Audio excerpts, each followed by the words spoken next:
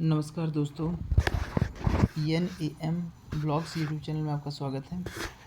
आज आपके सामने एक नया case Titagarh paper mills limited बनाम उसके कर्मकार के संबंध में आज डिस्कस करते हैं। तो चलिए स्टार्ट करते हैं। केस का नाम है टीटागढ़ पेपर मिल्स लिमिटेड बनाम उसके कर्मकार, जिसमें वादी जो है टीटागढ़ पेपर मिल्स है और प्रतिवादी जो है कर्मचारीगण हैं, उसके कर्मकार हैं। तो इस केस का जो संदर्भ है AIR 1959 सुप्रीम कोर्ट 1095। जो इस केस का जो विषय है, जो कहा गया कि यह बाद औद्योगिक विवाद अधिनियम 1947 पर आधारित है तथा इस बाद में उत्पादन अभिलाभ योजना के संबंध में विचार किया गया है। इसका मतलब यह है कि यह जो केस है औद्योगिक विवाद अधिनियम 1947 पर आधारित है तथा इसमें जो उत्पादन अभिलाभ, जो कि कंपनी का वर्ष के अंत में उत्पादन होता है, उसके संबंध में विचार किया गया है। उत्पादन अभिलाभ योजना के संबंध में विचार किया गया है। ओके, इस केस के जो बाद का तथ्य है, इसमें number 1, Titagarh paper mills limited की 2 मिलें थीं, एक टीटागढ़ में तथा एक कोकीनारा में।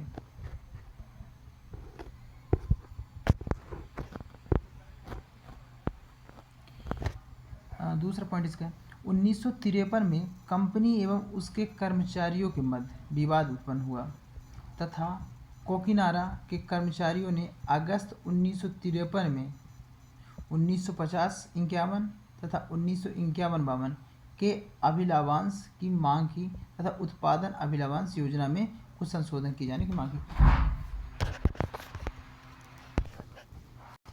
क्या हुआ था कि 1953 में उसके कर्मचारी जो थे और कंपनी थी, उनके मध्य विवाद हो गया था, जिसके कारण जो कोकीनारा कंपनी थी उसके जो कर्मचारी थे, अगस्त 1953 में 1950-51 और 51-52 में जो लाभ हुआ था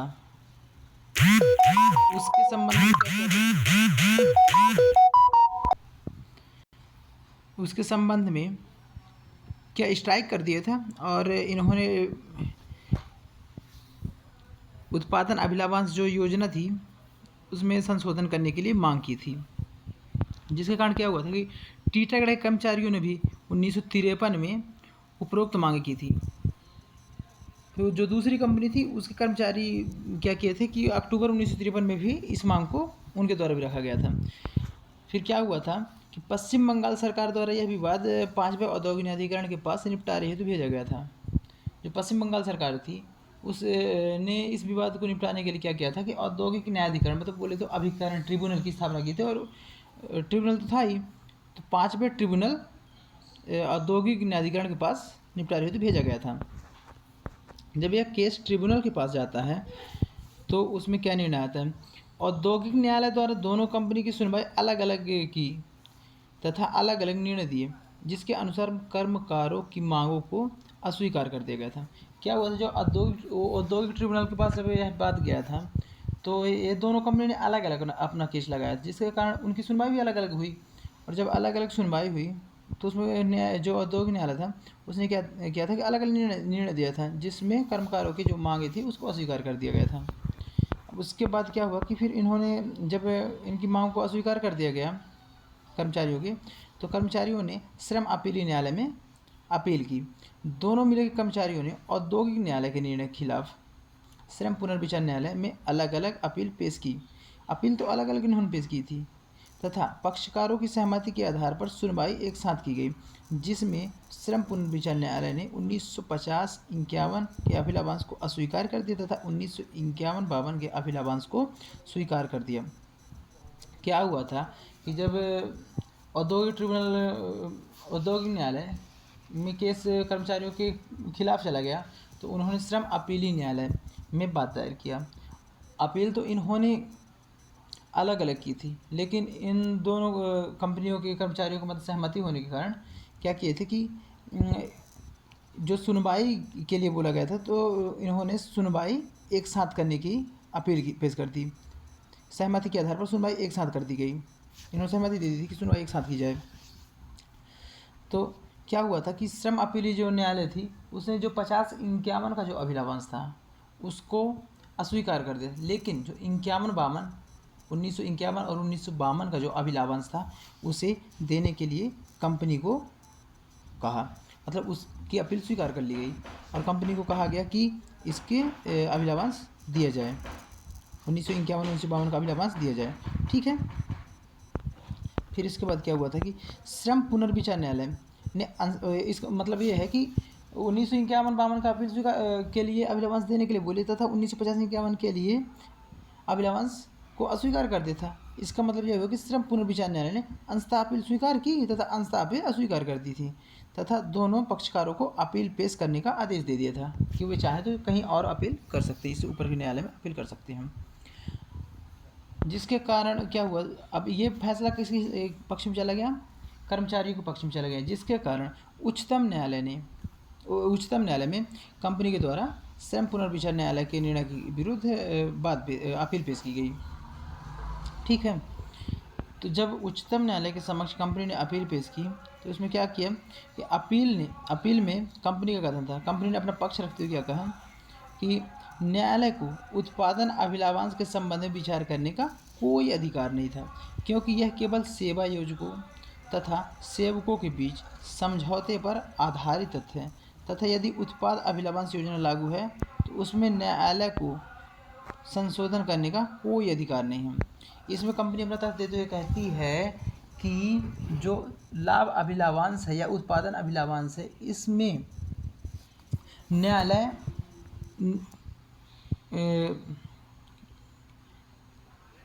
कि इसमें मतलब बोल रही है कि न्यायालय को जो विचार है, न्यायालय का जो विचार करने का अधिकार नहीं है, न्यायालय को कोई विचार करने का अधिकार नहीं इसमें, क्योंकि यह जो मैटर है सेवा योजकों बोले तो कर्मचारियों सेवा योजकों मतलब मालिक और सेवकों मतलब कर्मचारी, मतलब यह जो मैटर है सेवा योजक तथा सेवकों के बीच समझौते पर आधारित है।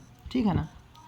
तथा उन्होंने यह भी कहा कि यदि उत्पादन अभिलाभ योजना लागू है तो उसमें न्यायालय के को संशोधन करने कोई अधिकार नहीं, तथा इसने कहा कि न्यायालय को संशोधन करने का भी कोई अधिकार नहीं है यदि उत्पादन अभिलावांश योजना कंपनी में लागू है।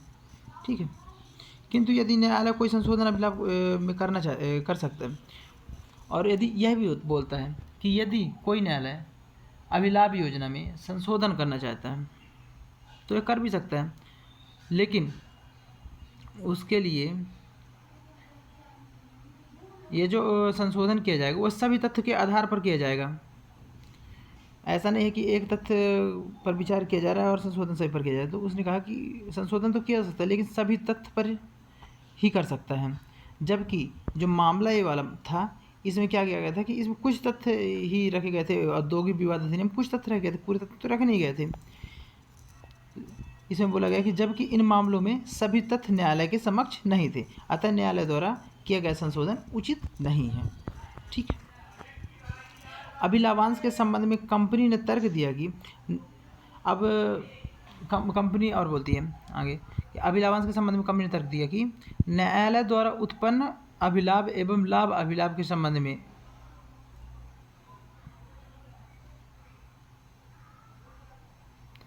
न्यायालय द्वारा जो उत्पन्न किया गया था आदेश अभिलाभ एवं लाभ अभिलाभ के संबंध उत्पादन अभिलाभ एवं लाभ अभिलाभ के संबंध में दिया गया जो आदेश था वो सही नहीं था। बोला गया कि यह आदेश जो दिया गया वो सही नहीं है, और यदि आदेश दिया भी जा सकता है तो कंपनी को बचत ना होने की दशा में लाभ अभिलाभ कहाँ से दिया जाएगा। कंपनी भी अपने तथ्य सच में रखती है कि यदि मान लीजिए लाभ नहीं होता है, न्यायालय ने तो आदेश दे दिया कि दिया जाना चाहिए, किंतु यदि लाभ नहीं होता है तो उस दशा में कैसे लाभ अभिलाभ दिया जा सकता है। तब सर्वोच्च न्यायालय ने के न्यायाधीशों द्वारा यह निर्धारित किया गया कि उत्पादन अभिलाभ उत्पादन पर निर्भर करता है तथा वर्ष के अंत में अधिक उत्पादन होने पर उत्पादन अभिलाभ देना अतिरिक्त भुगतान मात्र है। इसमें सुप्रीम कोर्ट ने कहा कि जो ये उत्पादन अभिलाभ है उत्पादन पर निर्भर करता है और वर्ष के अंत में अधिक उत्पादन होने पर यह अभिलाभ अतिरिक्त भुगतान के रूप में दिया जाता है। जिससे उत्पादन को बढ़ावा मिलता है। यदि सेवा योजक उत्पादन अभिलाभ करते हैं तो कर्मचारियों को सेवा शर्त के अनुसार, यदि सेवा योजक बोले तो मालिक, कर्मचारी कंपनी का मालिक, सेवा योजक उत्पादन अभिलाभ करते हैं तो कर्मचारियों को सेवा, यदि उत्पादन अभिलाभ, इसका मतलब ये क्या, यदि लाभ होता है, उत्पादन लाभ होता है तो कर्मचारियों को सेवा शर्त के अनुसार उत्पादन अभिलाभ दिया जाना चाहिए। जो सेवा शर्त जो निर्धारित किया जाता है उसके अनुसार इनको उत्पादन अभिलाभ दिया जाना चाहिए, तथा इसके भुगतान के संबंध में कोई विवाद है तो वह औद्योगिक विवाद अधिनियम की धारा 10 के अंतर्गत न्यायालय को यह निर्णय हेतु सौंपा जा सकता है तथा न्यायालय को उसे देखने का अधिकार है। उच्चतम न्यायालय कहता है कि यदि सेवा योजक उत्पादन अभिलाभ करते हैं तो कर्मचारियों को सेवा शर्त के अनुसार उत्पादन अभिलाभ दिया जाना चाहिए तथा इसके भुगतान के संबंध में यदि कोई मान लीजिए विवाद उत्पन्न होता है कर्मचारियों कंपनी के बाद, तो वह न्यायालय के सुनने योग्य है, अर्थात न्यायालय में निर्णय हेतु सौंपा जा सकता है। ठीक है। न्यायाधीशों के द्वारा और भी कहा गया कि न्यायाधीशों का कहना है कि न्यायाधिकरण बोले तो ट्रिब्यूनल औद्योगिक विवाद अधिनियम के तहत औद्योगिक शांति के प्रबंध तत्वों को देख सकता है। कंपनी ये औद्योगिक जो ट्रिब्यूनल, न्यायाधीशों ने कहा कि जो न्यायाधिकरण ट्रिब्यूनल होते हैं औद्योगिक विवाद अधिनियम के तहत औद्योगिक शांति के प्रबंध के लिए तत्वों को देख सकता है। इसलिए न्यायाधिकरण उत्पादन अभिलाभ के बाद विवाद को भी देख सकता है। जो औद्योगिक ट्रिब्यूनल होते हैं, औद्योगिक शांति मतलब उद्योगों में शांति बनी रहे, इसके प्रबंध को देख सकती है। इसलिए जो न्यायाधिकरण है वो अभिलाभ के बाद विवाद को भी देख सकती है, यह सुप्रीम कोर्ट के न्यायाधीशों ने कहा। तथा यह भी है कि उत्पादन अभिलाभ लागू करना, चलाते रहना, रोक देना व्यवस्थापक का कार्य है। मतलब कंपनी का जो मैनेजर है या व्यवस्थापक है, यह उत्पादन अभिलाभ चलता रहेगा या रोक देना है या लागू करना है, ये सब किसका काम है? व्यवस्थापक काम है। तो न्यायाधिकरण को व्यवस्थापक में ही संशोधन करना चाहिए। तो इसमें ये बोला गया कि यह कार्य व्यवस्थापक है, इसलिए न्यायाधिकरण जो ट्रिब्यूनल है उसको व्यवस्थापक में ही संशोधन करना चाहिए। ठीक है। माननीय न्यायाधीश द्वारा यह निर्णय किया गया कि उत्पादन अभिलाभ एवं लाभ अभिलाभ दोनों अलग चीज़ें हैं। उत्पादन अभिलाभ उत्पादन पर तथा लाभ अभिलाभ लाभ पर दिया जाता है। अगर उत्पादन बढ़ा है तथा लाभ भी हुआ है तो दोनों के लिए लाभ दिया जाना चाहिए। ठीक।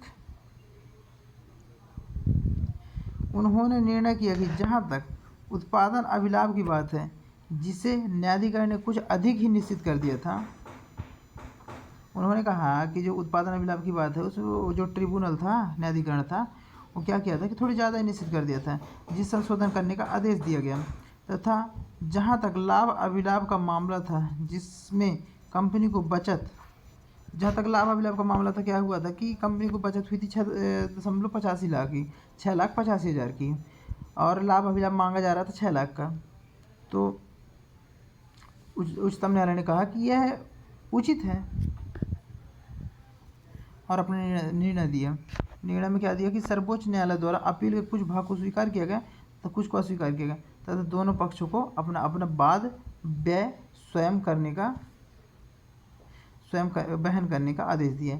मतलब यह है कि सर्वोच्च न्यायालय ने अपील को स्वीकार किया तो कुछ भाग स्वीकार किया तो कुछ अस्वीकार कर दिया था तथा दोनों पक्षों को अपना जो वाद व्यय है, मतलब जो केस करने का खर्च है, वह स्वयं बहन करने के लिए आदेश दिया था। इसका जो सिद्धांत, प्रतिपादित सिद्धांत, वह यह है कि उत्पादन अभिलाभ एवं लाभ अभिलाभ में उत्पन्न विवाद औद्योगिक विवाद अधिनियम के अंतर्गत आता है तथा अतः न्यायालय को सुनने का अधिकार है। मतलब न्यायालय इसकी सुनवाई कर सकती है। ओके दोस्तों, फिर मिलते हैं एक नए केस के साथ।